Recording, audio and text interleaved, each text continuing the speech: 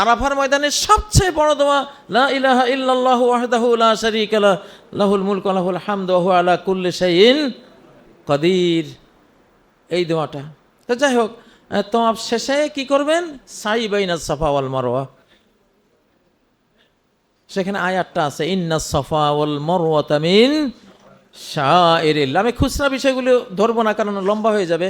সেখানে আপনি এই আয়াতটা পড়বেন, আয়াতটা পড়ে আপনি সাফা থেকে আপনার সাইটা শুরু করবেন।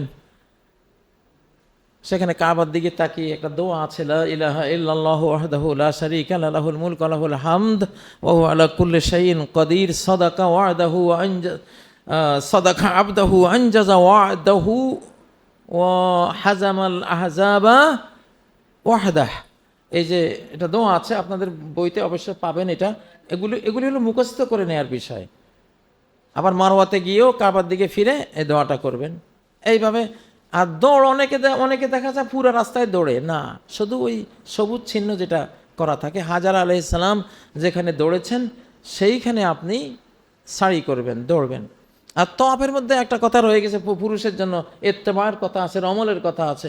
প্রথম 3 বার প্রথম তওয়াফে রমল একটু দৌড়ে, কিন্তু দৌড়ের তো এখন সুযোগ হয় না, একটুখানি আপনি দৌড়ের ভাব করবেন। আর ওই যে চাদর বগল নিচে আপনাদের মুআল্লিমরা শিখিয়ে দেবে ইত্তেবা যেটাকে বলে, আর সেগুলো করবেন। তারপর সারি শেষে আপনি দোয়া কালাম যা পারেন করবেন। করার পরে হলক বা কসর, পুরুষদের চুল কাটার মশালাটা, সেটা চুল কেটে নেবেন। হলক করা উত্তম বেশি। তবে যেহেতু আবার আপনি 10 তারিখেও চুল কাটবেন, সেজন্য আজকে যদি আপনি একেবারে মাথা নেড়া হয়ে যান, তাহলে 10 তারিখে কি করবেন? তখন তো চুল নাই। এই জন্য এই তওয়াফে একটুখানি রেখে দিয়েন, যাই 10 তারিখে আপনি চুল কাটালেন, এটা আপনার একটা ইবাদত, এটা করতে পারেন।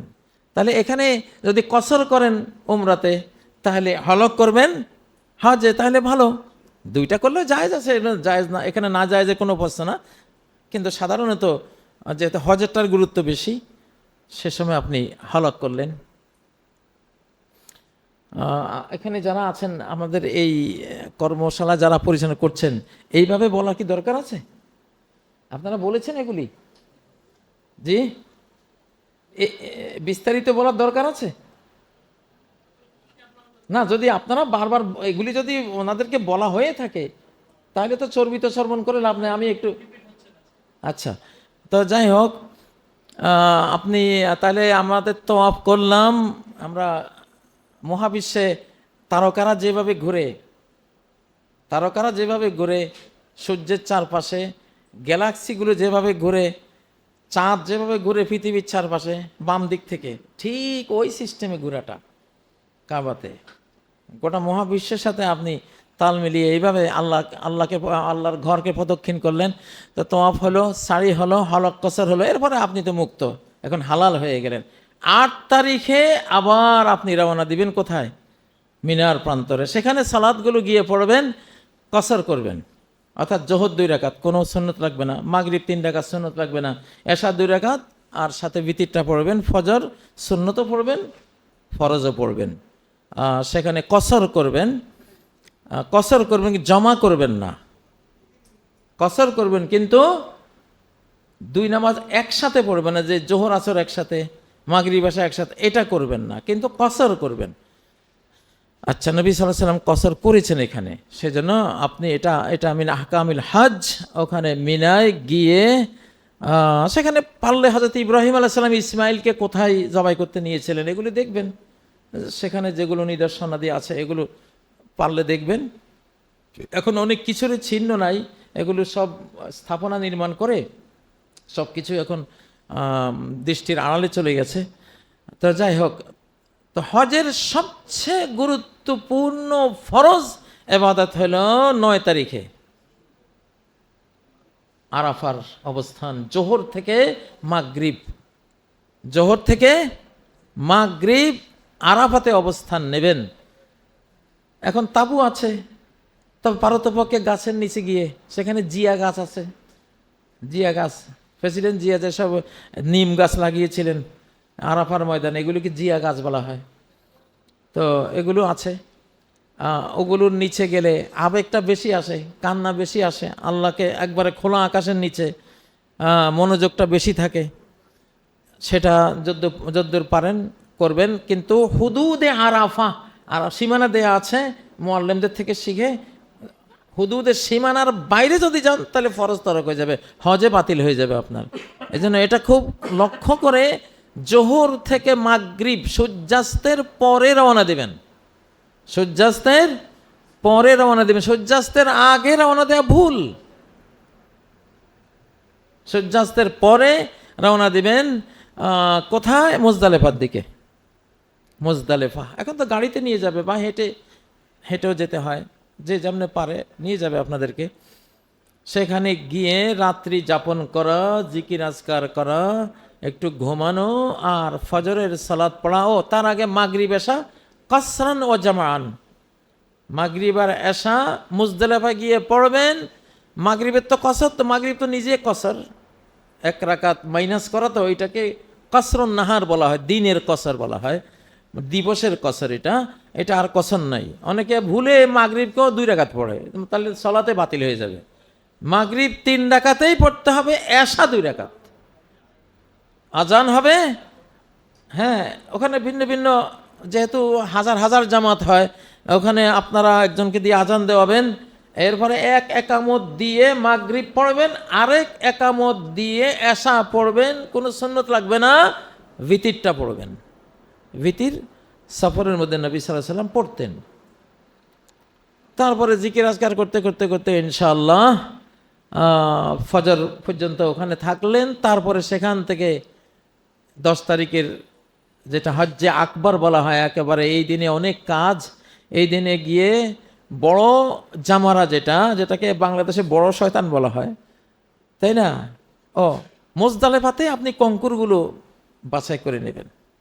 মুজদালেফাতে কঙ্কর সংগ্রহ করে নেয়া, এটা হজের মধ্যে নবী সাল্লাল্লাহু আলাইহি ওয়াসাল্লাম থেকে পাওয়া গেছে। এই জন্য মুজদালেফা থেকে কঙ্করগুলো সংগ্রহ করবেন। বড় না, ছোট না, মসুর ডাল থেকে একটু বড়, চনা বুট থেকে একটু ছোট্ট। অনেকে ওখানে গিয়ে খুব রাগত বসে, বড় বড় কঙ্কর নিয়ে মারে। এখানে এইটা দিয়ে কোনো লাভ নাই। কেউ জুতা মারে, কেউ ছাতে নিক্ষেপ করে। তো এগুলি হলো হজের পরিপন্থী। ওখানে ছোট ছোট কঙ্কর আছে, সেগুলো নিয়ে বিসমিল্লাহ আল্লাহু আকবার এইভাবে তাকবীর দিয়ে দিয়ে মারবেন। 7টা মারলেন, আপনি পাস হয়ে গেলেন ইনশাআল্লাহ। এরপরে 10 তারিখে তো আপনার কোরবানি আছে। তারপরে হলক কাসার, চুল কাটা, এটা আছে। 10 তারিখে পারলে, আমরা সাধারণত 10 তারিখে তওয়াফে ইফাজা, যেটা ফরজ তওয়াফটা, এটা সেরে ফেলি, তাহলে এটা ফরজটা আদায় হয়ে গেল। এটা পরেও করা যায়, কিন্তু 10 তারিখে করতে পারলে ভালো। ওই দিন একটু পরিশ্রম বেশি হয়, ওই পরিশ্রমটা করতে পারলে পরে রিল্যাক্স। এরপরে আপনি মিনায় এসে 11, 12, 13 এই 3 দিন থাকলেন, 2 দিন থাকলে হবে। এখানে আপনি জিকির আজকার করলেন, তাকবীর বললেন, ইবাদত বন্দেগী, সেটা আপনাদেরকে বিস্তারিত আহকামগুলি তো দেওয়া হবে। সে অবস্থানটা করবেন। মিনার এই অবস্থানটা উচিত, নবী সাল্লাল্লাহু আলাইহি ওয়াসাল্লাম অবস্থান করেছেন। এটা কি ওয়াজিব না এটা সুন্নত, এইসব জানার দরকার নাই। আপনি প্রশ্ন করবেন রাসূল সাল্লাল্লাহু আলাইহি ওয়াসাল্লাম এখানে ছিলেন কিনা, বাস। আমার অত পণ্ডিতি তো দরকার নাই। আমি হলো লা ইলাহা ইল্লাল্লাহ মুহাম্মাদুর রাসূলুল্লাহর উম্মত। আল্লাহ ছাড়া কারো ইবাদত করি না, মুহাম্মদ সাল্লাল্লাহু আলাইহি ওয়াসাল্লাম ছাড়া কারো ফলো করি না, এই নাকি? তাহলে রাসূল সাল্লাল্লাহু আলাইহি ওয়াসাল্লাম মিনায় ছিলেন, এইটাই এনাফ আমার জন্য যে আমিও সেখানে থাকব। যেহেতু কোরআনে অপশন দেওয়া আছে, ফামান তাআজ্জালা ফি ইয়াওমাইনি ফালা ইসমা আলাইহি, 2 দিনে যদি অবস্থান শেষ করে তাহলে সমস্যা নাই। কেউ যদি 3 দিন থাকতে চায় তাও সমস্যা নেই। তো এখানে আপনারা অবস্থানটা নেবেন। আজকাল অনেকেই মিনায় থাকে না, ওনারা মিনার বাইরে হোটেলে থাকে। এটা কোনো দলিল নাই। এত লক্ষ টাকা খরচ করে এত দূর থেকে কষ্ট করে ওখানে হজে গেলেন, এই সামান্য একটু মিনার প্রান্তরে থাকলে একটু কষ্ট হবে। তো সেই জন্য কি আপনি হজের এত বড় একটা নবীজির রেখে যাওয়া মানসাক সুন্নাহ আপনি বর্জন করবেন? এটা উচিত না।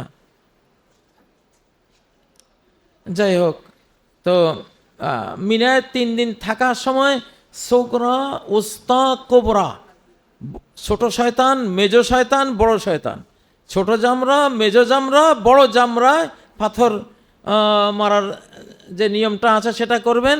পাথর মেরে একটু ডান দিকে সরে গিয়ে কেবলা কাবামুখী হয়ে যা মনে চায় দোয়া করবেন। এগুলো মোটামুটি মিনার যে 2 দিন বা 3 দিন আমরা থাকব, এই 2-3 দিনে তো আপনি হালাল হয়ে গেছেন, তওয়াফে হেফাজত করেছেন, আপনি তো এখন হালাল। আপনি এখন আর এহরাম পরে থাকবেন না, আপনি সাধারণ ড্রেসে আপনি থাকবেন।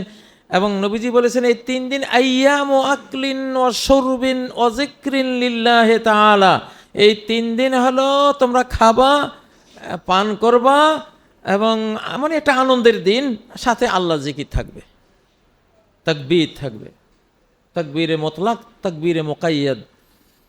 9 তারিখ থেকে 13 তারিখ পর্যন্ত স্পেশালি প্রত্যেক ফরজের পরে যে তাকবীরটা বাংলাদেশেও আমরা বলি, সেখানে আপনারা বলবেন।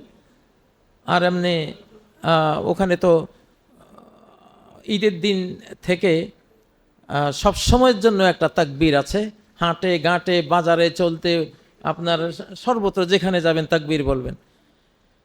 তারপরে শেষ হলো তাওয়াফে বিদায়, বিদায়ী তোয়াফ করে, বিদায়ী তোয়াফের পর আর ওখানে মার্কেটিং করবেন না, শপিং করবেন না।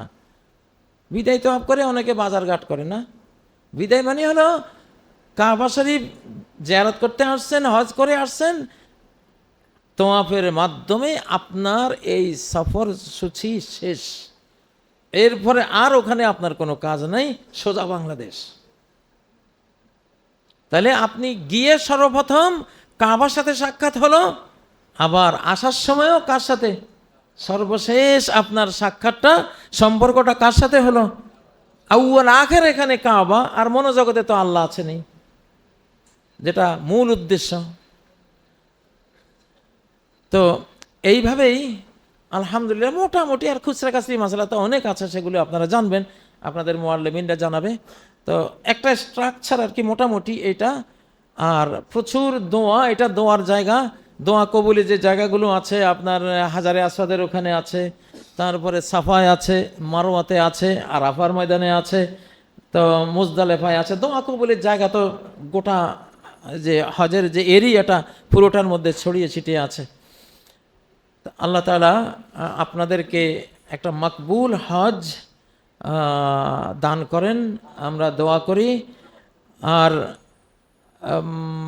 আসলে আধুনিক যেই সমস্যাগুলো, এই মোবাইলগুলোতে যে অশ্লীল জিনিস সাধারণত খুললেই যেই অশ্লীলতাগুলো ছড়িয়ে পড়ে বা সামনে আসে, এগুলো হজের পরিপন্থী। কারণ ফালা রাফাস, আল্লাহ বলেছেন হজের মধ্যে কোনো অশ্লীলতা করতে পারবে না, তাহলে হজ নষ্ট হবে।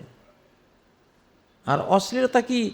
আপনার পকেটে তো অশ্লীলতার একবারে একবারে আপনার সিনেমা হল নিয়ে যাচ্ছেন আপনি পকেটে করে। তো এইটাকে কন্ট্রোল করবেন, এটাকে কন্ট্রোল করবেন, না হলে অশ্লীলতা দিয়ে আপনার অজান্তে আপনার হজটাকে ক্ষতিগ্রস্ত করে ফেলবে। তো সেজন্য এখন প্রযুক্তির পৃথিবী যেহেতু, এখন প্রযুক্তির ধ্বংসযজ্ঞ থেকে নিজেকে, নিজের মনকে, নিজের ইবাদতকে সেভ রাখতে হবে।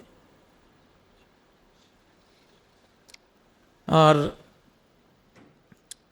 ওই দোয়াটা যেটা আল্লাহ তাআলা হজের প্রসঙ্গেই উল্লেখ করেছেন, ওমিনান নাসি মান ইয়াকুলু রাব্বানা আতিনা ফিদ দুনিয়া হাসানাহ ওয়া ফিল আখিরাতি হাসানাতাও ওয়া কিনা আযাবান নার। এই দোয়াটা খুব বেশি বেশি বেশি করবেন ইনশাআল্লাহ।